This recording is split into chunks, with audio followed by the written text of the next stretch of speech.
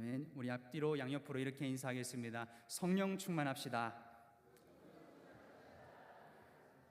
성령 충만한 한신교회 성도님들 되시기를 간절히 축원합니다. 여러분 혹시 살면서 그런 경험 해보신 적 있습니까?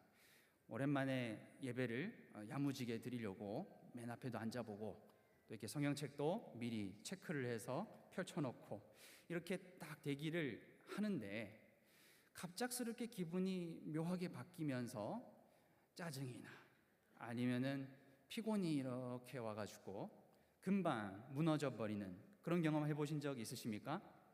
아멘. 저도 그런 적이 있습니다. 예. 때로는 우리가 기도를 할 때에도 기도를 어떻게 해야 되나 라는 그런 질문이 들기도 하고 어쩔 때는 예배 순서에서 성경을 읽어야 될 때 성경을 읽기가 조금 귀찮아가지고 남들 읽을 때 아멘 이렇게 넘기고 그런 적이 있지 않습니까? 다들. 저는 그런 적이 아주 많습니다. 사실 이런 고민을 하는 사람이 많을 것이라고 생각이 들었었는데 제가 지나가다가 통계를 하나 보게 되었습니다. 이 목회 데이터 연구소에서 낸 보고서였는데요. 여기에 따르면 교회에 출석을 하는 전체 인원 중에 약 40% 가까이가 명목상 그리스도인이다라고 정의를 했습니다. 여기서 명목상이다라고 표현한 것은 크게 세 가지 영역으로 나누어서 조사를 했더라고요. 1000명을 기준으로 한 조사였습니다. 그래서 왼쪽이죠. 화면을 기준으로 왼쪽 아래에 있는 정체성 영역은 나는 기독교인이라고 생각이 들지 않습니다 라고 대답한 사람들을 가리키고요. 신앙 활동 영역 오른쪽 아래를 보시면 저는 예배 이외에는 따로 활동을 하지 않습니다. 그리고 성경을 읽는 것 또는 개인적으로 기도를 하는 것을 잘 하지 않습니다 라고 응답한 사람의 퍼센테이지를 나눈 것입니다. 그리고 위에 원 3개로 그려져 있는 신념 영역은 내가 사실은 구원을 받은 것인지 잘 확신이 들지 않습니다. 또는 내가 교회를 다니는 이유는 또 내가 그리스도인이 된 이유는 내 마음의 안정을 위해서입니다 라고 대답한 사람들이었습니다. 다르게 말하면 교회에 등록은 했지만 교인으로 있지만 예배 순서에도 참여를 하지만 실제로는 내 신앙에 대해서 확신이 좀 없거나 관심이 그렇게 있지는 않는 사람들이 이 정도 있다라는 것입니다. 사실 이 점은 우리가 우리의 삶을 예배라고 하지만 정말로 우리의 삶 속에서 예배가 어떻게 이루어지고 있는가에 대해서 생각해 보게 될 때에 많은 이들이 그러고 있지 못하다라는 것을 사실상 보여주는 통계라고 생각이 들었습니다. 사실 우리가 일상에서 다양한 사람들을 만납니다. 또 각종 상황에서 적절하게 반응하며 살아가는 것 참 피곤한 일입니다. 직장이나 가정이나 또 주변 이웃들과의 관계 속에서 결국 우리는 어쩔 수 없이 이 가면을 쓰는 것 같습니다. 그런데 내가 과연 신앙인으로서 이 세상에서 잘 살고 있는가? 참 이게 대답이 어려워지는 것입니다. 우리가 과연 하나님께 집중할 수가 없는 일상에서 어떻게 반응을 해야 되고 무엇을 해야 하나님을 예배하는 이 삶으로 적용할 수 있을까라는 고민이 저에게 들리기 시작했습니다. 그러다 보니 또 이런 책을 발견했습니다. 일상은 어떻게 예배가 되는가라고 하는 책에서는 이 일상이 예배가 되기 위한 조건을 5가지를 예로 들었습니다. 첫 번째는 하나님을 믿는 것입니다. 믿는 거야 우리 다 하지 않아요. 근데 조금 다른 이야기였습니다. 여기서 신앙생활이라는 것은 사람과 사회 안에서 하나님과의 관계를 맺는 것을 가리킵니다. 다르게 말하면 내가 늘 하는 사람들과의 관계 속에서 일 속에서 하나님의 신비를 발견하는 그 믿음을 가리키는 겁니다. 참 어려운 표현인 것 같습니다. 두 번째로 하나님의 말씀이라고 표현을 했습니다. 이 말씀은 우리가 읽는 성경 구절을 가리키기보다는 이 우리의 삶 속에서 드러내시는 하나님의 뜻을 알아채려는 노력을 가리키는 것이었습니다. 사실 이것을 발견하는 사람이 참 우리가 예배자다라고 불러야 되지 않나라는 생각이 들게 되었습니다. 제가 이 책을 쭉 읽으면서 느낀 것은 우리가 교회에서 하는 예배도 예배지만 일상에서 하는 삶도 예배구나라는 것을 분명하게 구분하고 있었다는 것입니다. 그리고 세 번째는 기도였습니다. 우리가 기도를 하라, 말씀을 읽어라, 성경을 봐야 된다라고 하면 우리는 대개 이 세상에 나가서도 예배를 만드는 것 같습니다. 구역 예배, 가정 예배, 회사 예배, 또 무슨 예배가 있을까요? 동아리 예배, 학교 예배, 이런 것들을 점점 늘려가지 않는가? 사실 여기서 말하는 기도라는 것은 모든 순간, 모든 감정을 하나님께 의탁하는 겁니다. 모든 것을 하나님께 신뢰하고 맡기는 것을 가리키는 것이었습니다. 참 어렵다라고 생각이 들었는데 네 번째는 더 어렵습니다. 신학함입니다. 여기서 신학함은 학문을 가리키지 않습니다. 뭐라고 표현하셨냐면은 하나님에 대해서 말하려고 하고 나의 자녀와 나의 부모님과 나의 고민을 털어놓을 때 그냥 나의 일상을 하나님 앞에 내려놓듯이 성경에서는 어떻게 이야기하는지를 찾으려고 하는 자세를 가리키고 있었습니다. 사실 우리가 이런 고민들을 고등학교 제가 예배를 맡고 있다 보니까 우리 학생들에게서 많이 듣고는 합니다. 다종교, 다문화 현실 속에서 어떻게 우리가 부활을 증언할 것인가, 또 우리가 어떻게 이 고통을 설명하고 죄에서 구원으로 아이들을 가리킬 수 있을 것인가, 그것이 우리의 고민이 되어가는 것입니다. 마지막은 영성이었습니다. 여기서 말하는 영성이라는 것은 일상에서 타인과 공감하고 하나님께 반응하는 능력입니다. 우리는 하나님의 뜻을 분별할 수 있어야 됩니다. 성령 충만한 사랑하는 성도님들 되시기를 간절히 축원합니다. 제가 그러다가 우연히 이 책에서 설명하는 로마서 12장 1절을 보게 되었습니다. 거기서 우리가 잘 아는 대로 어떤 표현이 나옵니까? 우리를 산 제사로 드리라. 이것이 우리의 영적 예배니라 라고 했습니다. 그런데 제가 깜짝 놀랐던 것은 개역 한글이 나오기 전에 이 구한말에 선교사님들이 번역한 구절에는 이것이 영적 예배가 아니라 당연지사니라 라고 번역을 했더라는 것입니다. 궁금해서 원어를 찾아보니까요, 로기코스라는 말이 나왔습니다. 로기코스는 로고스에서 온 말이었습니다. 영적인 예배라고 하면 우리는 뭔가 이 뜨뜻하고 이 성령에 충만한 그런 것을 생각했는데 오히려 원어를 보니 되게 합리적이고 아주 적절하게 반응하고 나아가는 삶의 자세를 가리키고 있었다라는 것입니다. 우리에게 바로 이 공감의 능력이 필요한 것이 아닌가라는 생각이 들게 되었습니다. 사실 제가 이렇게 쭉 얘기했지만 우리가 현실에서 신앙을 유지하는 것 어렵습니다. 많은 사람들이 예배를 드리지만 정작 세상에서 내 생각과 기대에 맞지 않는 하나님의 말씀이나 음성을 듣게 되면 받아들이기가 어려운 때가 많이 있는 것입니다. 사실 우리가 읽은 이 본문도 비슷한 상황이 아닐까 저는 생각이 들었습니다.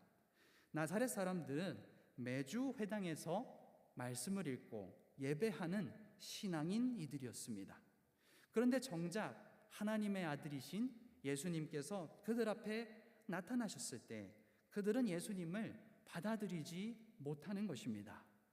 왜 그들은 예수님을 눈앞에 보고서도 받아들이지 못했을까요? 오늘 본문을 이해하기 위해서 우리는 사실 먼저 예수님의 사역을 앞서 정리할 필요가 있을 것 같습니다. 제가 이제 아이들에게 보통 보여주는 그림이 있는데 잠깐 보여주시면, 그래서 먼저 예수님께서 세례를 받으신 후에 40일의 금식을 하셨지 않습니까? 그 다음에 하셨던 순서가 뭔지 아세요?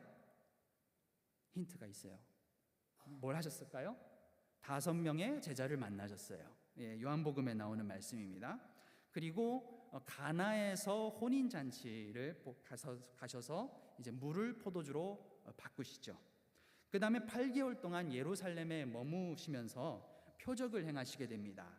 이게 우리가 아주 잘 아는 성전 정화의 이야기, 또 니고데모를 만난 이야기가 되겠습니다. 그러다가 성경에 의하면 세례 요한이 체포를 당할 때에라고 명확하게 표시를 해놓습니다. 이게 사복음서에 모두 나오더라고요. 체포를 당한 후에 갈릴리로 가시게 됩니다. 그리고 거기서 사역을 하시면서 수많은 에피소드가 또 펼쳐집니다. 사마리아 여인을 만나고 왕의 신하의 아들도 고치고 거라사에 가서 군대 귀신도 고치고 야이로의 회당장이었던 야이로의 딸도 고치십니다. 그러다가 드디어 오늘 본문의 사건으로 들어가게 되는 겁니다. 오늘 말씀을 보면 안식일이 되어서 예수님이 고향인 이 나사렛에 돌아와서 회당에서 성경을 읽고 설교하시는 장면이 나오게 됩니다. 당시 회당의 장이 이것을 모두 하는 것이 아니라 돌아가면서 했던 것 같습니다.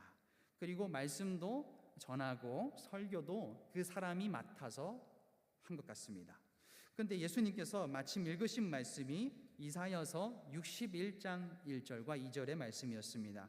우리 한번 18절과 19절의 말씀 함께 봉독해 보겠습니다. 시작. 주의 성령이 내게 임하셨으니 이는 가난한 자에게 복음을 전하게 하시려고 내게 기름을 부으시고 나를 보내사 자에게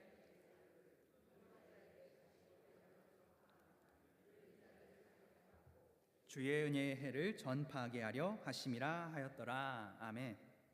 제가 여러분의 편의를 위해서 이사야서도 밑에 배치를 해서 보여드리고 있습니다. 노란색으로 표시한 부분은 이건 조금 의견이 있어요. 일부러 안 읽으신 건지 읽었던 본문에 없던 건지는 우리가 알 수 없습니다.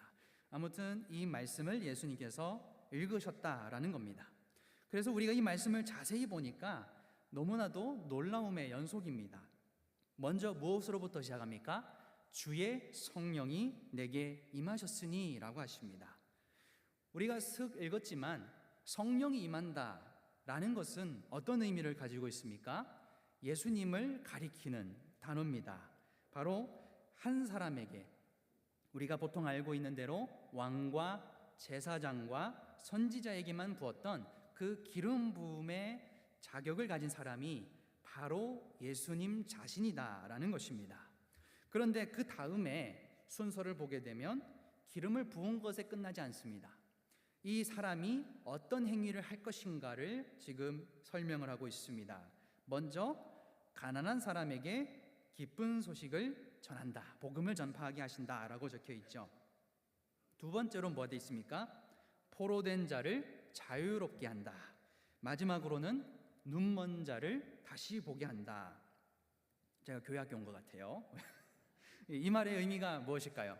이 말의 의미는 문자적인 의미도 있고 영적인 의미도 있습니다. 이 사역들이 사실 예수님의 사역을 그대로 보여주고 있는 겁니다. 제가 관심이 있어서 좀 찾아보니까 바벨론 포로기 당시 쓰여진 탈굼이라고 하는 해설서에서는 여기에다가 예언의 영이라고 갈로 표시를 해놨습니다. 그리고 또 쿰란 사본을 또 보니까 예언이라는 단어를 아주 정확하게 써놨더라고요. 그래서 당시에도 예수님도 그냥 이 말씀을 읽은 것이 아닙니다. 그냥 말씀을 읽어야 되니까 읽은 것이 아니라 실제적인 이 예언의 행동을 가지고 계셨던 것이다 라고 볼 수 있을 것입니다. 그래서 예수님은 우리가 아는 대로 실제로 이 가난한 자들에게 복음을 전하셨습니다. 실제로 눈이 먼 사람도 고쳐주셨습니다. 포로된 사람들도 실제로 구원을 하십니다. 여기서도 노예를 자유롭게 한다라는 표현에서 또 어떤 사람들은 희년을 이야기하는 것이 아니냐라고 말하기도 합니다. 자, 그래서 한번 말씀을 나누고자 합니다. 레위기 25장 8절에서 10절의 말씀 우리 한번 같이 읽어보겠습니다. 시작. 너는 7 안식년을 계수할지니 이는 7년이 7번인즉 안식년 7번 동안 곧 49년이라. 7월 10일은 속죄일이니 너는 나팔 소리를 내되 전국에서 나팔을 크게 불지며 제50년을 거룩하게 하여 전국 거민에게 자유를 공포하라. 이 해는 너희에게 희년이니 너희는 각각 그 기업으로 돌아가며 각각 그 가족에게로 돌아갈지며. 아멘. 이 말씀은 이스라엘의 제도였던 희년에 대해서 이야기하고 있습니다. 정말 우리가 아는 대로 이 포로를 풀어주는 제도를 말하고 있습니다. 빚을 탕감해주고 고향으로 돌아가서 가족과 시간을 보내게 허락을 해줘야만 했고, 또 저당 잡힌 노예들은 해방을 해주어야만 했던 그런 제도였습니다. 그런데 예수님의 선언이 그 다음에 이어집니다. 예수님이 말씀만 읽은 게 아니잖아요. 설교를 하시는데 뭐라고 하셨습니까? 이 글이 오늘날 너희 귀에 응하였느니라. 아멘. 아주 놀라운 말씀입니다. 물론 여기서 말씀하시되라는 말은 생략된 부분이 있다는 말이에요. 설교를 하시긴 하셨다가 요약을 하면은 이렇게 말씀하셨다라는 뜻이 담겨 있습니다. 제가 이 말씀을 읽고 진짜 은혜롭다 이렇게 생각을 했는데, 의외로 다음 절에서 사람들의 반응이 조금 이상합니다. 우리의 22절의 말씀을 한번 읽어볼까요? 22절의 말씀입니다. 저희가 다 그를 증거하고 그 입으로 나오는 바 은혜로운 말을 기이 여겨 가로되 이 사람의 요셉의 아들이 아니냐, 이런 얘기를 하더라라는 겁니다. 이상하지 않습니까? 분명히 예수님께서 이 사역을 하셨고, 나사렛에도 14절을 보면요, 나사렛에도 예수님의 행동들이 모두 퍼졌다라고 적혀 있습니다. 당연히 나사렛 회당의 사람들은 예수님이 실제로 사람들도 고치시고, 실제로 가르침도 전하시고, 실제로 노예들을 해방시켜 주려는 분이 아닌가라는 기대를 할 법도 합니다. 그런데 말씀을 보니까 그들은 이해를 하지 못하고 있는 겁니다. 그래서 제가 또 원어를 뜯어봤습니다. 그래서 여기서 단어를 보니까 증거하다라는 말이 조금 더 자세히 보니 이것에 대하여 조금 좋게 말하다, 이런 뜻을 가지고 있었습니다. 여기서 이제 여러 가지 해석이 있다고 합니다. 먼저는 예수님이 하셨던 그 너희의 이 말들이 실제로 이루어졌느니라 라고 했을 때 실제로 그 말씀이 맞다라는 게 1번. 2번은 14절에 나오는 대로 소문이 맞았어 라고 증언을 해주는 것을 가리킵니다. 그리고 마지막은 무엇이냐면, 이미 예수님의 행적이 알려져 있었기 때문에 이 사람들의 소근소근하고 궁성궁성대고 궁시렁궁시렁대는 이 장면이야말로 하나의 증거가 된다라고 하는 해석도 있었습니다. 그런데 제가 이 모습을 보면서 이게 무슨 뜻일까 하고 있는데, 이 은혜로운 말이라는 단어에 제가 주목을 하게 됐습니다. 은혜롭다라는 말은 우리가 흔히 이제 제가 설교 끝나면 이제 몇 분이 오셔가지고 목사님 은혜로웠습니다 이러지 않습니까? 저는 이제 감사합니다 하는데, 이 말의 의미, 그러니까 기분이 좋다, 아주 뿌듯했다, 이런 뜻의 은혜가 아닙니다. 말 그대로 카리스라는 단어가 들어 있습니다. 이 말은 아주 뼈를 뚫는 정확한 표현 또는 비판을 가리킵니다. 그리고 아주 논리적인 말을 가리키기도 합니다. 그래서 사실 여기서 은혜입니다, 우리가 상투적으로 쓰지만 은혜로운 말은 불편한 말이었습니다. 그들에게는 거리끼는 말을 가리킵니다. 그래서 이들이 소근거린 겁니다. 참 은혜로운 말이긴 한데 저 사람은 내가 알던 사람인데 라고 하는 겁니다. 왜요? 이들은 나사렛 사람들입니다. 예수님은 나사렛에서 자라셨죠. 예수님을 이들은 어릴 때부터 본 겁니다. 제가 이제 저도 목사지만 제가 고향에 가면, 모교회를 가면 저기서 장로님이 김 장로 아들 이렇게 부르십니다. 그리고 어떤 권사님들이 박 권사 아들 아니요 이러시거든요. 똑같은 거예요. 그 동네로 가면 이게 목사지만 사람이고 우리 어머니 아버지의 자녀가 되는 거죠. 그런 개념으로 저는 처음에 이해를 했습니다. 그런데 이 단어가 심상치 않았습니다. 그래서 제가 다른 복음서에서는 뭐라고 적어놨느냐를 찾아봤습니다. 마가복음과 마태복음과 누가복음에서도 동일하게 마리아의 아들 목수가 아니냐라는 단어가 나옵니다. 화면을 바꿔주시면 감사하겠습니다. 그래서 사람들은 사실 이 예수님의 말씀보다도 예수님의 겉으로 보이는 모습을 보고 있던 겁니다. 이것이 조금씩은 표현이 다르지만은 이 나사렛 사람들은 예수님의 신분을 보고 있었고 자기들이 어려서부터 알고 있던 그 가족들을 떠올리고 있는 겁니다. 이 단어만 보면 확실하게 말하기가 어려운데 예수님이 23절과 24절에 하신 말씀을 보면 확실하게 도장을 찍고 계십니다. 23절의 말씀을 보면 예수님께서 하나의 속담을 인용하십니다. 너희가 반드시 의원아 너를 고치라 하는 속담을 인증하여 라는 말이 나옵니다. 그리고 24절에 우리가 잘 아는 말씀이죠. 선지자가 고향에서 환영을 받는 자가 없느니라. 이게 당시의 유대 속담이었다고 합니다.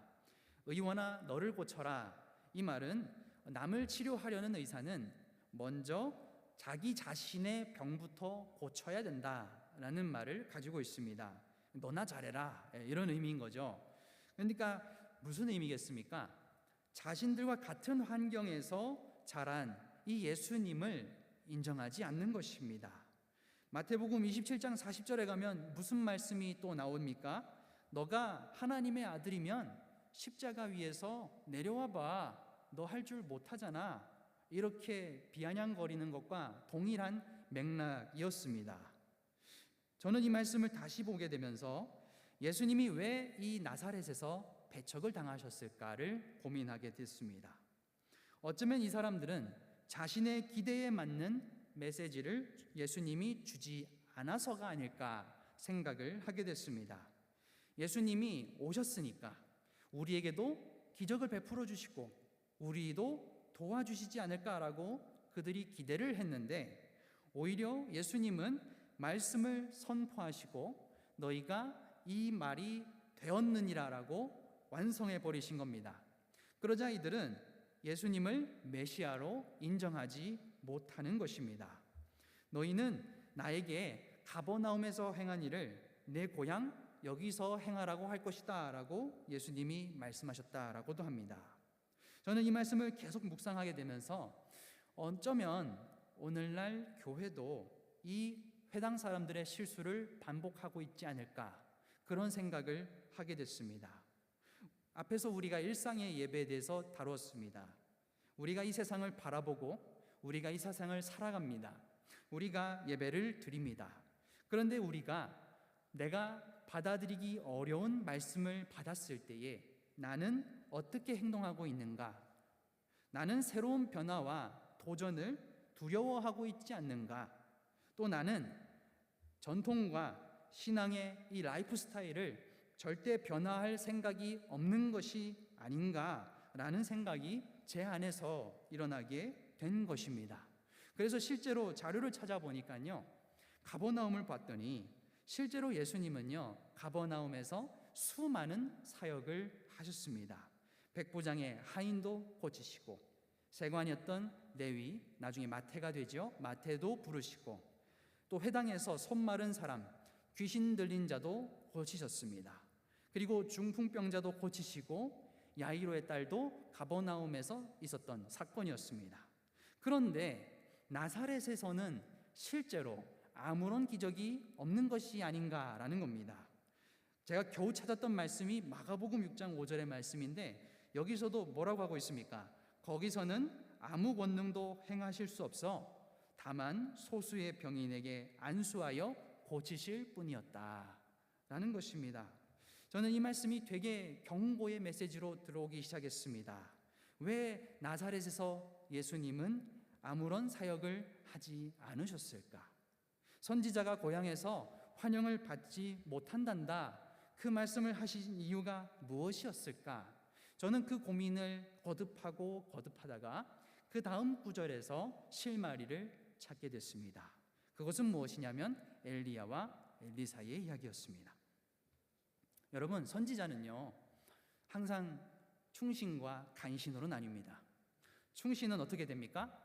쫓겨납니다. 간신은 어떻게 됩니까? 계속 옆에 있죠. 계속 남습니다. 엘리야는 어땠습니까? 엘리야는 충신이었습니다. 하나님의 충신이었습니다.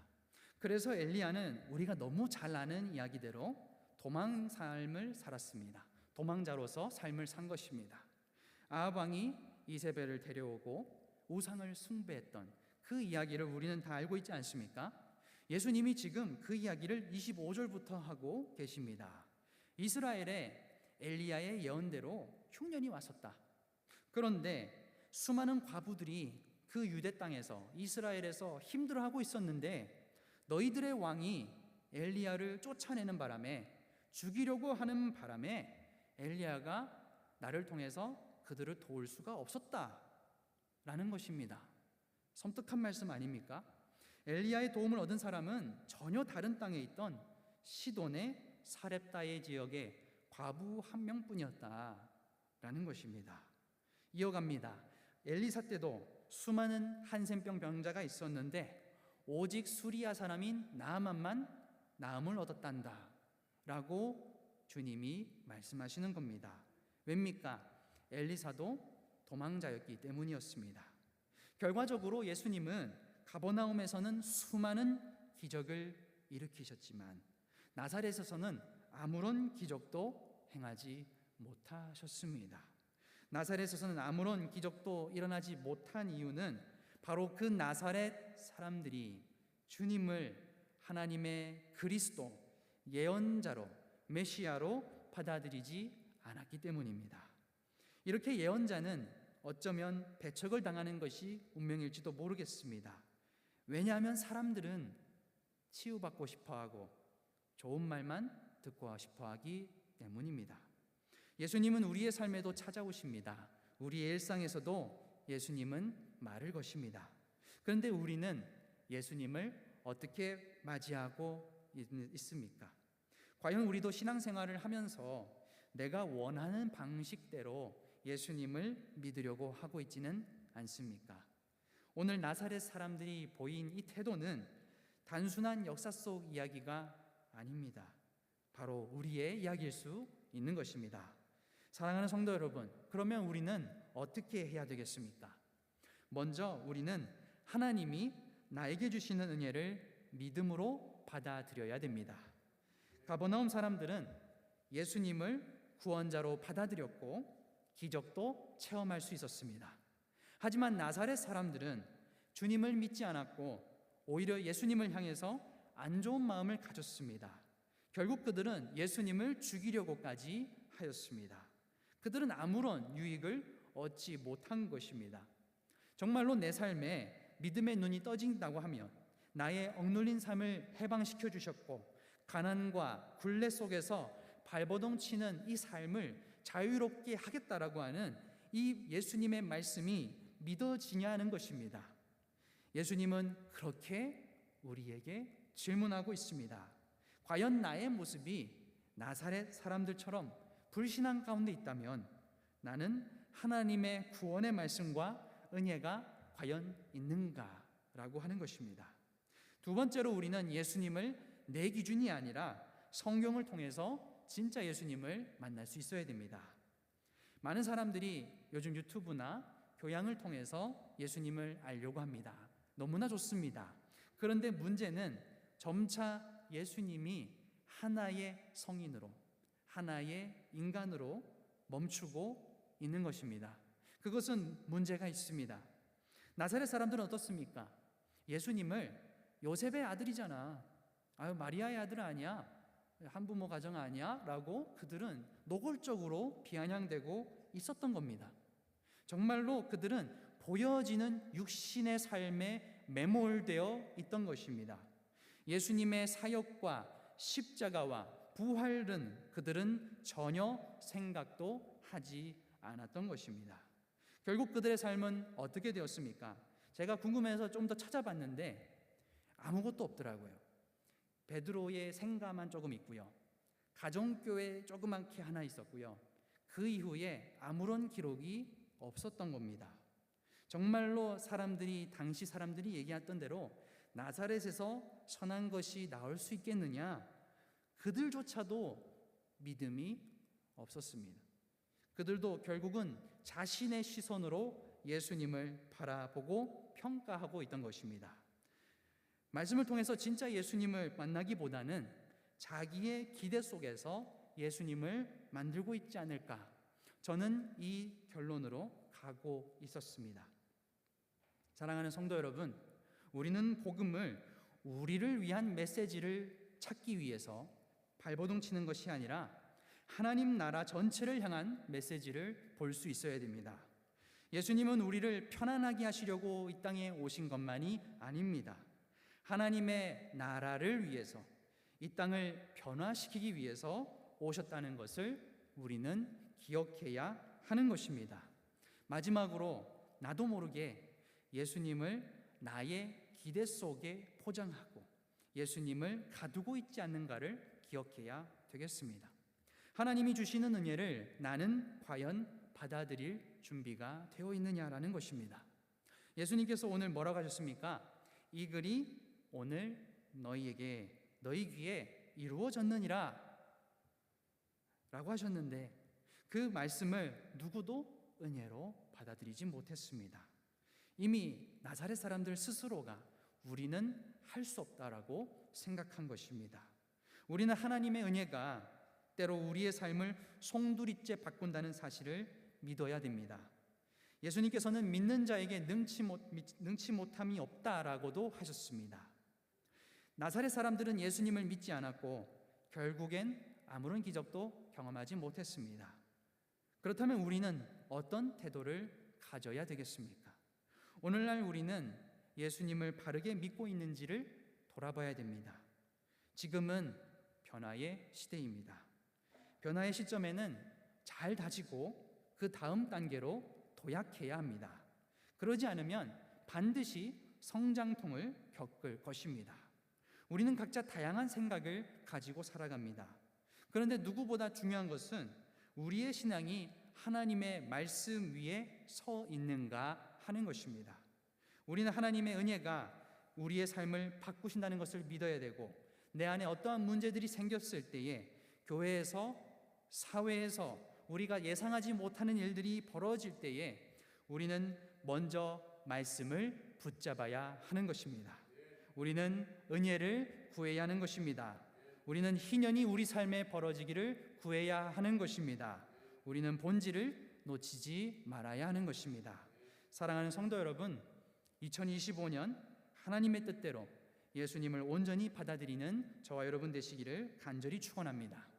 믿는 자에게 능치 못함이 없다라는 말씀을 하신 것처럼 우리는 예수님이 주시는 그 도전을 받아들이는 믿음의 성도님들 되시기를 간절히 축원합니다.